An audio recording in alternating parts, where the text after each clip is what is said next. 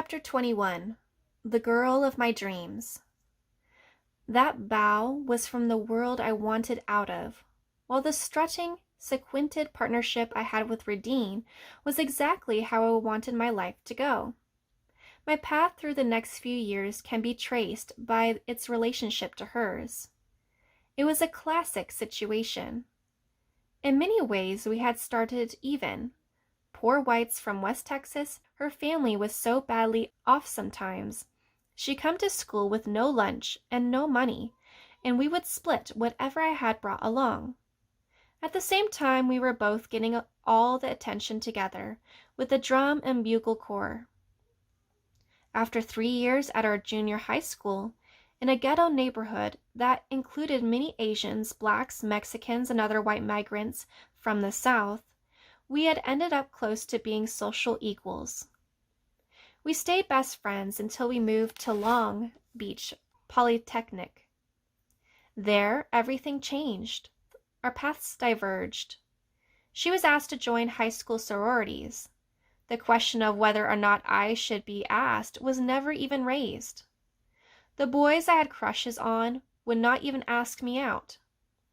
They would flirt with me in the hallways or meet me after school, but they would ask Redine to the dances, or someone like Redine, someone they could safely be seen with. Meanwhile, she graduated from baton twirler to song girl, a much more prestigious position in those days. It was unthinkable for an essay to be a song girl. Even choosing me as a majorette created problems. The band teacher knew I had more experience than anyone else competing that year. He told me so, but he was afraid to use me.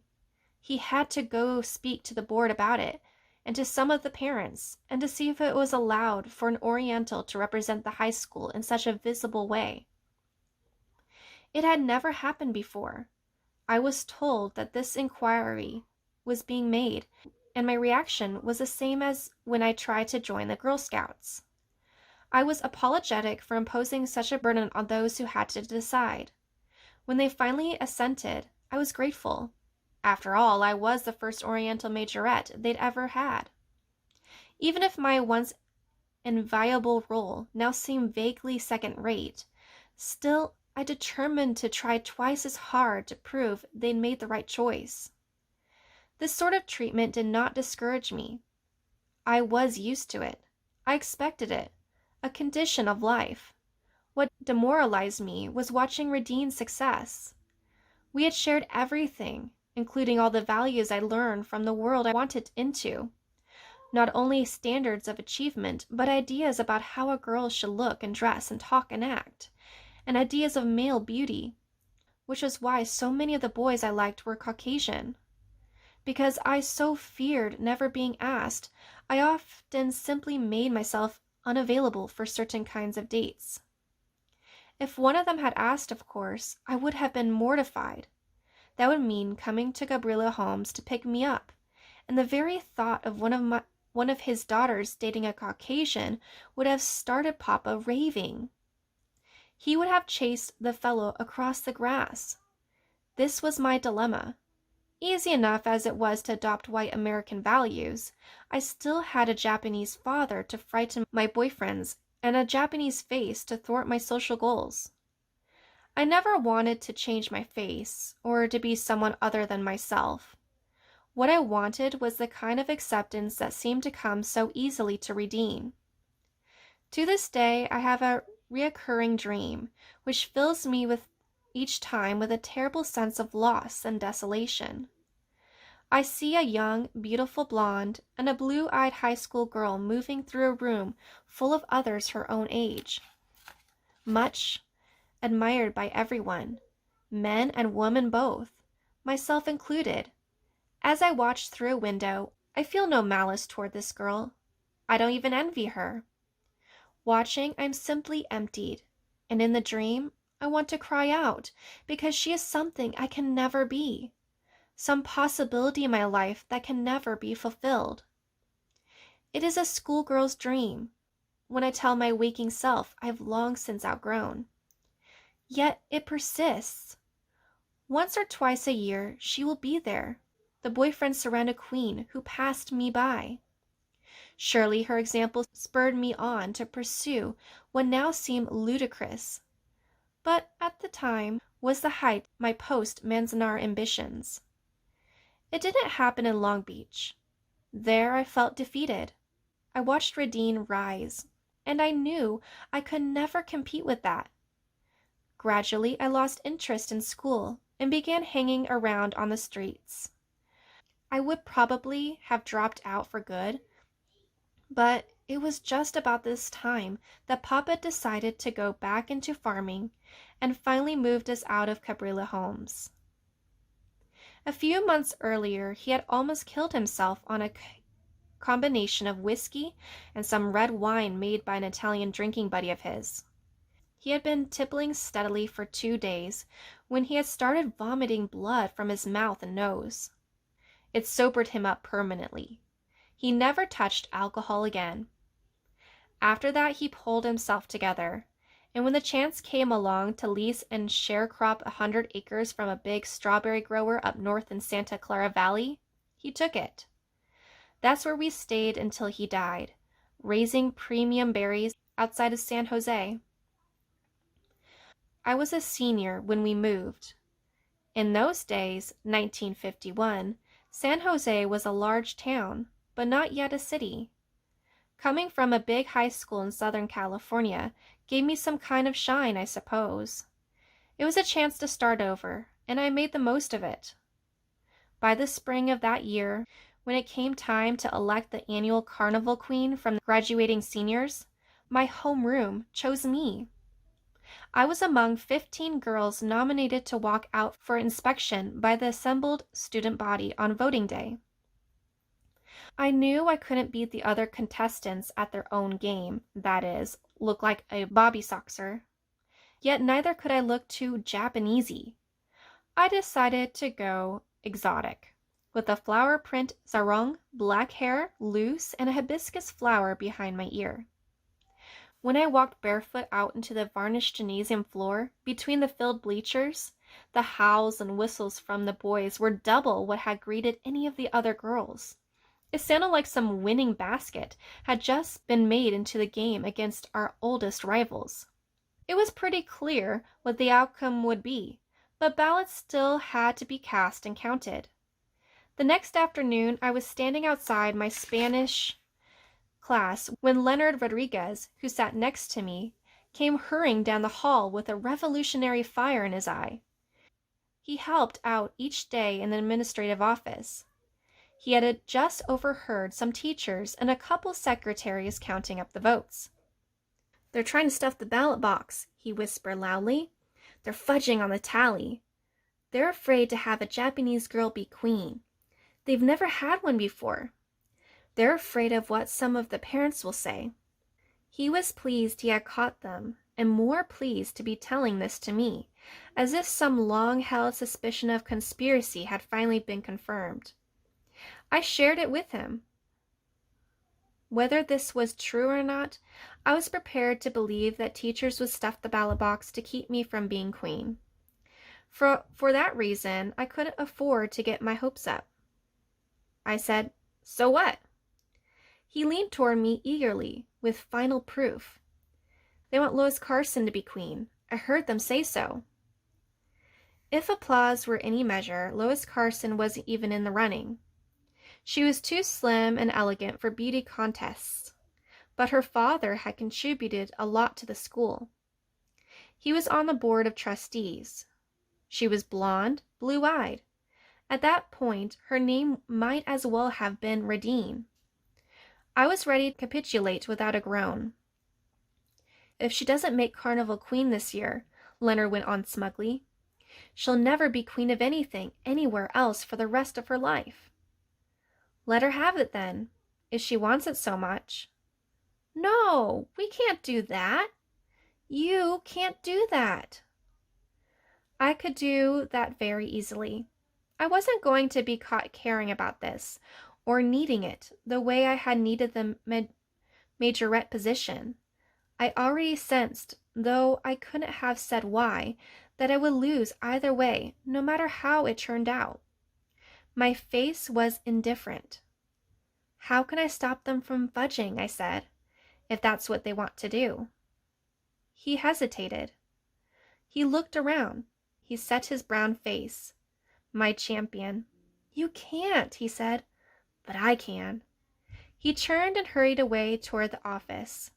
The next morning he told me he had gone in there and raised holy hell, threatening to break this news to the student body and make the whole thing more trouble than it would ever be worth.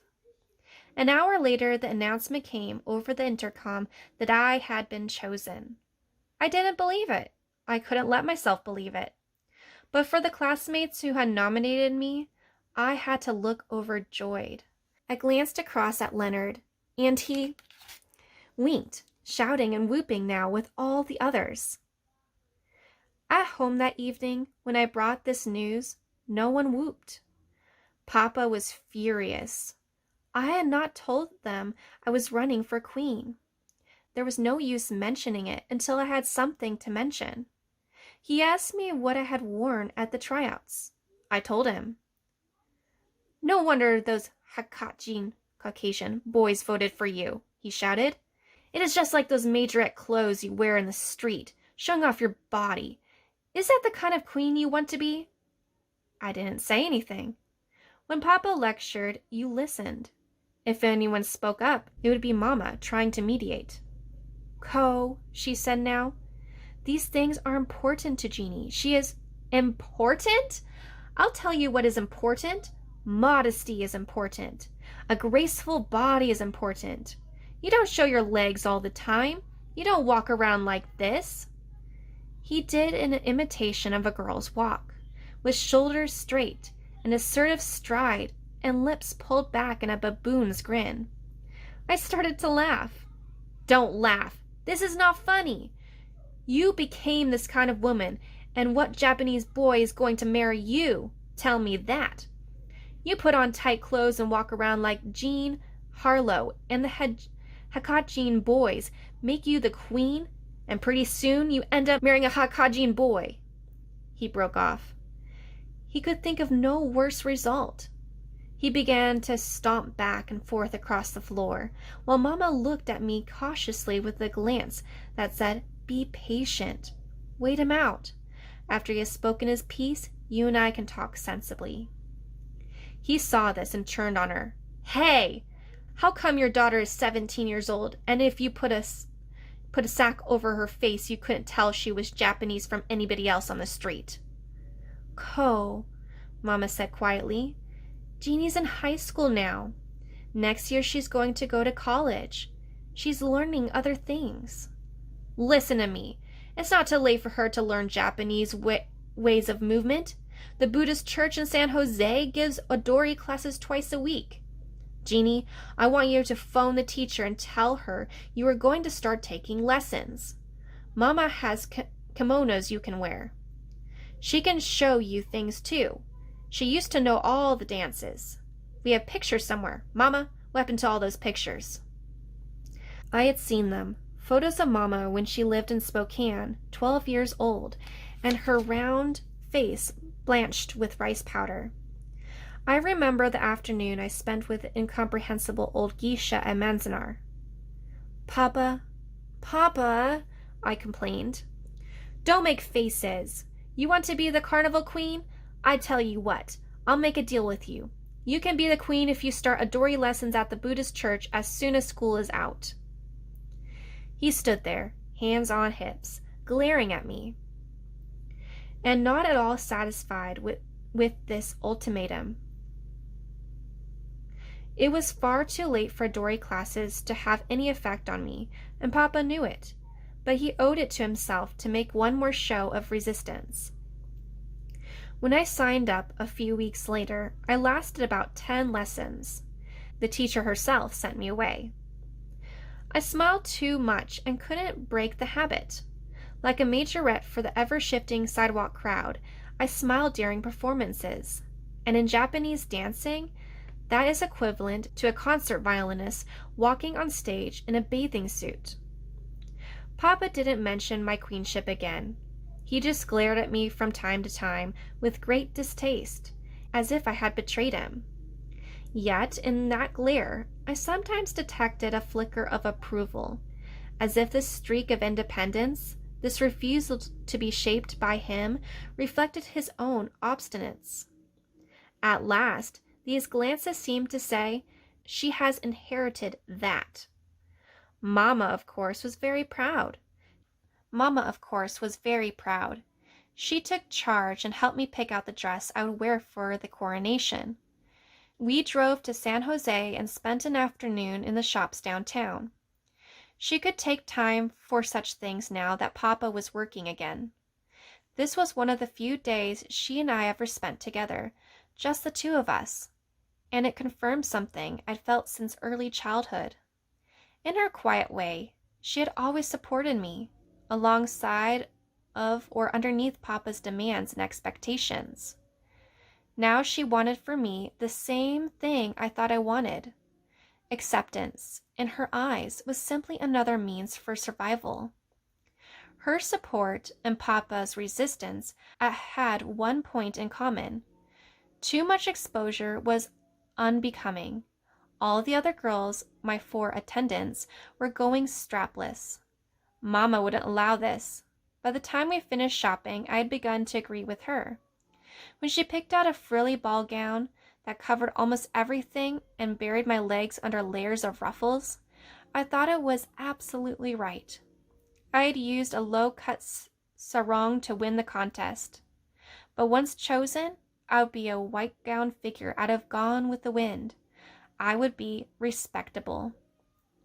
On coronation night, the gym was lit like a church, with bleachers in half dark and a throne at one end, flooded brightly from the ceiling. The throne was made of plywood, its back shaped in a fleur-de-lis all covered with purple and taffeta that shone like oily water under moonlight. Bed sheets were spread to simulate a wide white carpet the length of the gym, from the throne of the door to the girls' locker room, where, with my attendants, we waited for the PA system to give us our musical cue. Louise Carson, the trustee's daughter, was one of them. She wore a very expensive strapless gown and a huge orchid corsage. Her pool brown shoulders glowed in the harsh bulb light above the lockers. "Oh, Jeannie," she had said as we took off our coats, "what a marvelous idea!" I looked at her inquisitively. "The high neck," she explained, studying my dress. "You look so sedate, just perfect for a queen." As the other girls arrived, she made sure they all agreed with this. "Don't you wish you'd thought of it?" she would say. And then to me, during a silence she felt obliged to fill, "I just love Chinese food." The others exclaimed that they too loved Chinese food, and we talked about recipes and restaurants until the music faded in.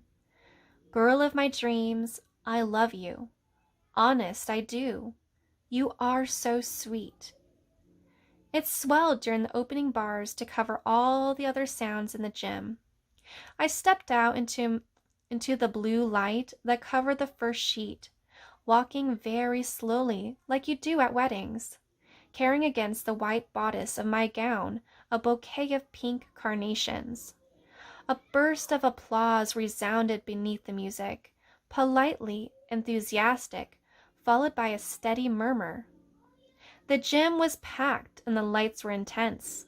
Suddenly it was too hot out there. I imagined that they were all murmuring about my dress.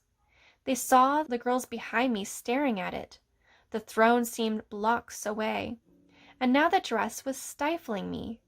I had never before worn such an outfit. It was not at all what I should have on. I wanted my sarong, but then thought, no, that would have been worse. Papa had been right about the sarong. Maybe he was right about everything. What was I doing on there anyway? Trying to be a carnival queen? The teachers who'd counted the votes certainly didn't think it was such a good idea. Neither did the trustees. The students wanted me, though. Their votes proved that. I kept walking my processional walk. thinking of all the kids who had voted for me, not wanting to let them down. Although, in a way, I already had. It wasn't the girl in the old-fashioned dress they had voted for. But if not her, who had they voted for? Somebody I wanted to be, and wasn't. Who was it then? According to the big wall speakers now saxophoning through the gym, I was the girl of somebody's dream. Since you've been gone, dear, life don't seem the same. Please come back again. I looked ahead at the throne. It was even further away. A purple carriage receded as I approached. I glanced back. My 4 attendants seemed tiny. Had they stopped back there? Afterward, there would be a little reception in one of the classrooms. Punch and cookies under fluorescent tubes. Later, at Louis Carson's house, there'd be a more intimate, less public gathering, which I'd overheard a mention of, but wouldn't be invited to. Champagne in the foothills, oyster dip. I wanted to laugh. I wanted to cry. I wanted to be 10 years old again so I could believe in princesses and queens. It was too late. Too late to be an Adori dancer for Papa. Too late to be this kind of heroine. I wanted the carnival to end so I could go somewhere private, climb out of my stuffy dress and cool off. But all eyes were on me. It was too late now to follow this make-believe carpet to its plywood finale, and I did not yet know of any truer destination.